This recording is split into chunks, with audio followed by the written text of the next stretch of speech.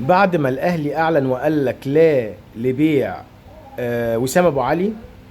العروض تنهال على وسام ابو علي، ولو ما كانتش تنهال النهارده هتنهال امتى؟ وسام ابو علي بعد هاتريك كاس العالم في بورتو، العروض كتيره وشغاله، والواد عينيه بتزغلل. فلوس يا باشا، دولارات برانس. الراجل جاي له امتيازات بعقد 5 مليون دولار. الراجل عينيه ما تزغللش. بياخد كام في الاهلي؟ مليون ومتين، مليون ونص دولار. فرق شاسع. مش هتقدر تديله حتى النص. 2 مليون ونص دول برضو رقم كبير على لاعب محترف في مصر اصلا، في اي نادي في مصر مهما كان.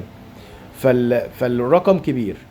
الراجل قلب وشه، عايز يمشي. طب انت يا عم مش ملتزم بعقد؟ هو احنا كل ما نلمح حد يمشي؟ طبعا الكلام الاهلي بيسمع للعروض.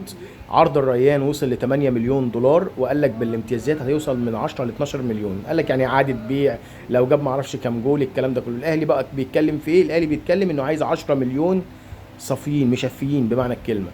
10 مليون دولار الاهلي يخلص في وسام ابو علي. لا، والاهلي كمان فتح خط تواصل مع مصطفى محمد في حال بيع وسام ابو علي رسمي. يعني ايه الكلام ده؟ مصطفى محمد مشكلته مع نانت الفرنسي انه رفض يلبس تيشيرت دعم المثليه. الراجل طبعا موقف محترم يعني. طبعا هم بيعاقبوه وعارضينه للبيع. فاللاعب بيدور على عرض في الانديه الاوروبيه. لو ما لقاش، اعتقد الاقرب ليه ان الاهلي يتعاقد معاه، والاهلي فتح خط تواصل. ولكن يعني مش هيسيب اوروبا ويجي اوروبا بجد بقى، اوروبا بجد.